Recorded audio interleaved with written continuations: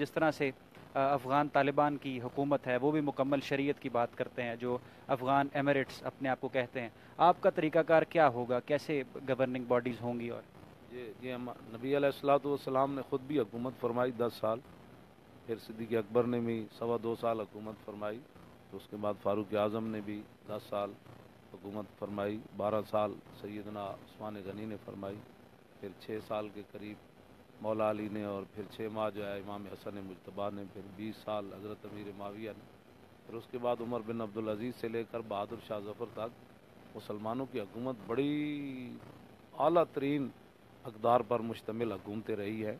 لیکن یہ بہتر ہے کہ ان شیروں کو سکھا دے رم آہو، باقی نہ رہے شیر کی شیری کا فسانہ، کرتے ہیں غلاموں کو غلامی پہ رضامند، اور تعویل مسائل کو بناتے ہیں بہانہ۔ اقبال بات نہ کر یا علم خودی کی، موضوع نہیں مکتب کے لیے ایسے مقالات۔ اقبال نے کہا سروری در دین ما خدمت گری است، اسلام کے اندر کوئی لمبے چوڑے وہ بڑی باتیں نہیں ہیں۔ اقبال کہتا ہے اسلام میں حکومت کا تصور صرف اتنا ہی ہے، سروری در دین ما خدمت گری است، کہ رسول اللہ کی امت کی خدمت کرنا ہے، عدل فاروقی و فقر حیدری است، جس کے اندر عدل فاروقی کی جھلک ہو اور مولا کائنات کے فقر جو ہے وہاں یہاں ہو، اس چیز کا نام اسلامی ہے۔ اور دوست مت بناؤ، مگر اللہ تعالیٰ فرماتا ہے کہ اللہ کی رسی کو مضبوطی سے تھامے رکھو اور تفرقے میں مت پڑو۔ ہم مسلمان آپس میں فرقوں سے نکل کر ایک دوسرے کے دوست اور بھائی حقیقی طور پر کیسے بن سکتے ہیں؟ آپ مولانا طارق جمیل صاحب اور جتنے بھی، ان کا تو میں نے نام لے لیا، جتنے بھی سیکٹ سے تعلق رکھنے والے بڑے اسکالرز ہیں آپ کی طرح نامور، وہ کیسے ہم آنگھی پیدا کر سکتے ہیں اور ایک ہو سکتے ہیں؟ بتائیں نا، ختم نبوت کے مسئلے میں ہماری کسی نے مخالفت کی ہے؟ کسی نے بھی نہیں کی ہے۔ تو کوئی یہ جو گھر کے اندر بھی دو بھائیوں کے اختلاف ہو جاتے ہیں، یہ اختلاف یہ ایسے نہیں ہے کہ جو بیت المقدس کے راستے میں رکاوٹ بن جائے۔ ہاں، یہ ایسے جھوٹ لوگ ایسے بولتے رہتے ہیں جی تفرق کا یہ معنی ہے، یہ نہیں ہے کہ مسلمان کی رائے جو ہے ایک دوسرے کے خلاف بھی نہیں ہونی چاہیے، بالکل بھیڑ بکریوں کی طرح سوچنا بھی بند کر دیں۔ سوچ اور فکر تو مسلمانوں کی ہے نا، اور اس میں اختلاف جو ہے دو بھائیوں کے بھی ہو جاتے ہیں، چاروں اماموں کے بھی اختلاف ہوئے، امام احمد بن حنبل کے، امام شافعی کے، امام مالک کے، اور امام اعظم ابو حنیفہ کے، لیکن وہ چاروں کے چاروں ایسے ہیں۔ اختلاف، یہ اختلاف ہونا، یہ تو حضور نے خود فرمایا میری امت میں اختلاف رحمت ہے، لیکن جب تک وہ گردنیں کاٹنے کی طرف نہ آئے اور جناب وہ دوسرے معاملات یہود و نصارہ کی جنٹیاں کر کے مسلمانوں میں تفرقے نہ کریں، تو یہ تو کوئی مسئلہ نہیں۔ آپ بتائیں ہائی کورٹ کے اندر پاکستان کا آئین اتنا سارا ہے، تو ہائی کورٹ میں ایک وکیل ادھر کھڑا ہو جاتا ہے، ایک ادھر، ایک جو ہے مشرق کی طرف چل پڑتا ہے، تو وہاں کبھی کسی نے کہا کہ دونوں کو متفق ہونا چاہیے؟ تشریح میں تو اختلاف ہو جاتا ہے نا، تو یہ کیسے ہو سکتا ہے کہ مولوی خادم ایک تشریح کرے تو اس کے ساتھ ہی ساری دنیا متفق ہو جائے؟ ان کی تشریح جدا ہو سکتی ہے، جس طرح آئین کی تشریح کرتے ہوئے کبھی کسی نے کہا کہ سارے وکیلوں کو ایسے ہو جانا چاہیے؟ تو پھر یہ کیا بات ہوئی کہ سارے قرآن پڑھنے والوں کی رائے ایک ہی ہونی چاہیے؟ رائے کا اختلاف تو ہونا چاہیے، اس میں کیا مسئلہ ہے؟ اس میں تو رحمت ہے۔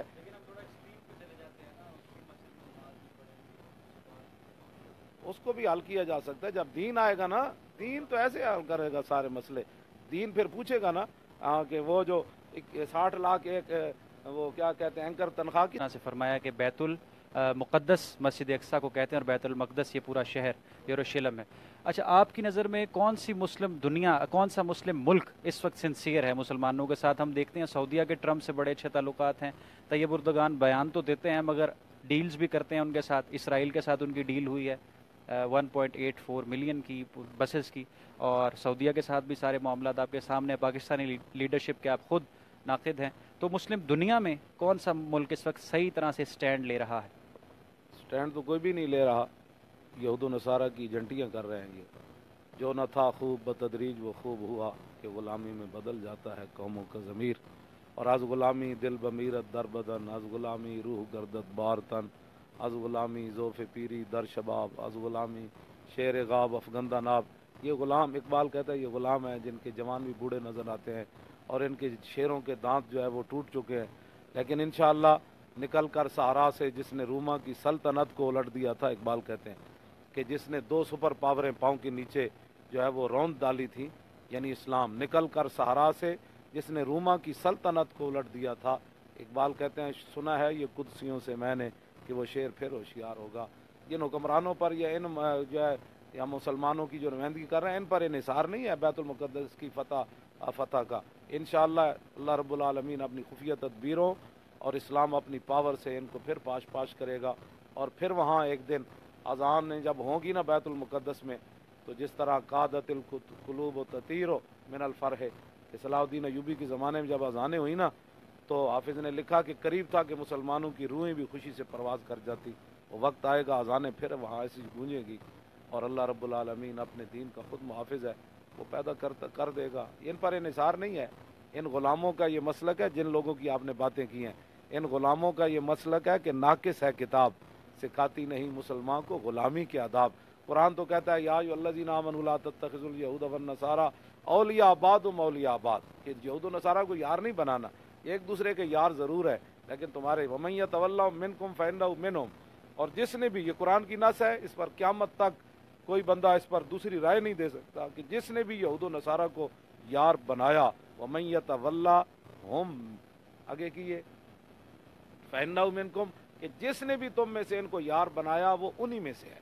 تو واللہ لا یہدی القوم الظالمین، اور اللہ تعالیٰ ظالم قوم کو کبھی ہدایت نہیں دیتا. یہ ہمارے بس میں تو نہیں ہے کہ ان کے دل مروڑ لیے جائیں اور یہ پھر اسلام کی بات کرے. اللہ تعالیٰ فرماتا ہے جو یہ دونوں ساروں کو یار بناتا ہے اللہ تعالیٰ ان کو ہدایت نہیں دیتا. پھر اللہ ایسی قوم کو تو لائے گا نا کہ جو ان کو یار بھی نہیں بنائے گا، اور پھر بیت المقدس بھی آزاد ہو جائے گا. بالکل آپ نے درست کہا. اللہ تعالیٰ فرماتا ہے کہ یہود و نصارہ کو دوست مت اس کا نام اسلام ہے. اور لبرلزم، مخلوط تعلیم، ایجوکیشن سسٹم، یونیورسٹیاں، میڈیا، یہ ختم ہو جائے. ختم نہیں ہوگا. ان کو اسلام کے پیچھے لگائیں گے نا، کہ ہم اسلام، ان کو کہیں بھائی اسلام رہبر اور رہنما ہے، اسے آپ اپنے رہنما اصول جو ہے وہ لیں اور اپنے کام چلائیں. بند کوئی بھی چیز نہیں ہوگی. بند کیسے ہوگی؟ ان کو اسلام کے تابع کیا جائے گا. جیسے نبی علیہ الصلوۃ والسلام تشریف لائے تو کیا لوگوں کی شادی بیاہ بند ہو گئے، نکاح بند ہو گئے، تجارتیں بند ہو گئی، بین الاقوامی تعلقات ختم ہو گئے، اور سب کچھ ہی ہوا، لیکن وہ اسلام کے تابع ہوا. علامہ خادم حسین رضوی صاحب، آپ نے کچھ دن فرق تو ہے نا. پھر ہم سے تو نہ پوچھے نا کون دیتا ہے، دینے کو منہ چاہیے. ہاں جی، میں نے کبھی بھی نہیں، میری تنخواہ تو مسجد سے ہے وہ 15,000 ہے. پتہ ہے آپ، اس مسجد میں 15,000 تنخواہ دیتے ہیں جمعہ پڑھانے. نہیں 15، وہ 30 تو پیر مکی کی تھی نا. جب میں اوقاف کا تھا، یہاں 15,000، ابھی بھی میری تنخواہ 15,000 ہے. ماشاءاللہ آپ نے اینکر کو نکال کے وہ جو دکھائی ہے تب سے. میرے وہ مریدین اور جو محبت کرنے والے ہیں تو وہ تو یہ ابھی بھی پتہ نہیں واسکٹ کے کپڑے، اور میرے ابھی کپڑے انہوں نے اتنے خوبصورت لائے ہیں، واسکٹ بھی لائی ہے. تو اب میں ان کو کیا کہوں بھائی نہ لاؤ، جب رب دیتا ہے تو پھر میں کیسے انکار کروں گا نہیں لینے. ایک آدمی کہتا ہے جی یہ ₹1,00,000 جو ہے آپ اپنے خرچ کریں، تو میں نے اس کو خرچ کہاں کرتا ہوں، آپ سب جانتے ہیں، حضور کے دین پر ہی کرتا ہوں. بہت خوبصورت مولانا نے ایک بات فرمائی کہ ہمارا جو آپس میں سیکٹس میں اس طرح اختلاف ہے جس طرح سے دو بھائیوں میں ہوتا ہے. آخری سوال ان سے کروں گا اور پھر آپ کا شکریہ ادا کریں. اپنا حال ٹھیک کرے نا. جو وہ کہتے ہیں نا ہماری حالت خراب ہے مولویوں کی، تو ہم اپنی حالت ٹھیک کریں گے، وہ بھی اپنی حالت ٹھیک کرے، اور پھر بیٹھ کر اندلی مل کر کرے آہوزاریاں تو پکار، ہائے سیاست ہم پکارے، ہائے اسلام. کچھ نہ کچھ تو ہوگا نا. پھر آپ میدان تو لگا جو دی ہے، تو ان لوگوں کو چاہیے کہ وہ ہمارے ساتھ بیٹھ کر بات کرے. لیکن کلو واللہ جس کو نہیں آتی وہ مجھے دین نہیں سکھائے. دین نہیں، کلو واللہ یاد نہ کرے. پہلے دین تو مجھے بتائے نا، دین کہتے کس کو ہے؟ حضور جو دین لے کر آئے ہیں وہ دین کیا ہے؟ بالکل یہ مجھے بتائیں نا. الحمد سے لے کر والناس تک صرف 3 ہی باتیں ہیں، کہ جناب ایک انسان کو قتل کرنا، ساری انسانیت کو قتل کرنا، ایک بات. دوسری وما ارسلناک الا رحمۃ للعالمین. یہ پورے جتنے بھی ہیں نا، یہ ان کو 3 ہی باتیں یاد ہیں. ایک تو ایک انسانیت کا قتل، پوری انسانیت کا قتل، اور دوسرا جناب وہ وما ارسلناک الا رحمۃ للعالمین، اور تیسرا جو ایک مائی حضور پر کوڑا پھینکتی تھی. آپ نے کبھی اس کے علاوہ دین سنا ہے؟ کبھی سنا تو ہے، لیکن یہ کوڑے والے کی تو آپ کہہ چکے ہیں کہ یہ ایک مستند حدیث ہی نہیں. یہ تو موضوع حدیث ہے. اس کا تعلق جو صحابہ حضور کی طرف ایسے ہاتھ نہیں کرنے دیتے تھے، وہ دیکھتے رہتے تھے مائی کب آئے گی کوڑا پھینک. جو رب اپنے حبیب کے جسم اقدس پر مکھی بیٹھنے کی جو ہے وہ اجازت نہیں ہے، جو رب اپنے صحابہ کو کہتا ہے کہ میرے حبیب کے سامنے اونچی آواز نہیں کرنی، کیا اس رب نے بھی اپنے حبیب کی شان میں کوئی نازل کی ہے یہ مائی کوڑا کرکٹ پھینکنے حضور پر آنے؟ یعنی یہ باتیں کیا ہیں؟ جن کے جسم مبارک سے خوشبو، جس گلی سے گزر جاتے تھے گھنٹوں وہاں خوشبو آتی، جو سلام لیتا کئی اس کا ہفتے اس کے ہاتھوں. طائف والا واقعہ جو فرشتہ نازل ہو گیا اور پوچھا ہے رسول اللہ میں مسل دوں انہیں پہاڑوں میں جنہوں نے پتھر مارے، تو وہ بھی تو ہے نا. وہ کیا ہے پھر؟ اللہ رب العالمین نے پھر اس کے بعد ان طائف والوں کو کیسے نتیجہ دکھایا؟ پھر حضور کے وہ آگے ان کی گردنیں پھر حضور کے سامنے جھکی کہ نہ جھکی؟ کہ وہ اسی طرح طائف میں رہے, پتھر مارتے رہے.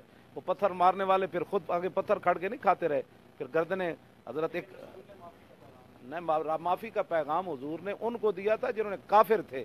گستاخ رسول کے لیے معافی نہیں ہے. جس طرف آپ لے جانا چاہتے ہیں نا ساری گفتگو کو, یہ نہیں ہے.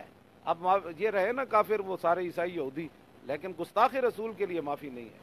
یہ بات طے شدہ ہے. بہت شکریہ. مولانا خادم حسین رضوی صاحب ہمارے ساتھ موجود تھے اور انہوں نے اپنا خصوصی وقت دیا اردو پوائنٹ کو, اور ان کی گفتگو آپ نے سنی, جو سوالات ہم نے کیے ان سے, ان کا انہوں نے کس طرح سے جواب دیا. Once again thank you so much. دیکھتے رہیے اردو پوائنٹ. رخشان میر کو دیجیے اجازت. لیتے ہیں یہ بڑی کرتے ہیں. کون سا قرآن حدیث آپ قوم کو بتاتے ہیں؟ کون سی آپ کی تقریریں سن کر؟ میری تو تقریریں سن کر یورپ کے وہ نوجوان جو کلبوں میں جاتے تھے پوری داڑیاں رکھ لی اور پورے قرآن کے حافظ بن گئے, ماں باپ کے نافرمان فرما بردار بن گئے. لاکھوں لوگ تو میری تقریریں سن کر یورپ میں بھی غیر محرم عورتوں کو نہیں دیکھتے. ان میں سے مجھے یہ بتائے جو بک بک یہ کرتے ہیں سارے, تو ہم بھی تو نوکری کسی کی کر رہے ہیں کہ نہیں؟ ہمیں بھی تنخواہ دیتے ہیں, وہ مالک دے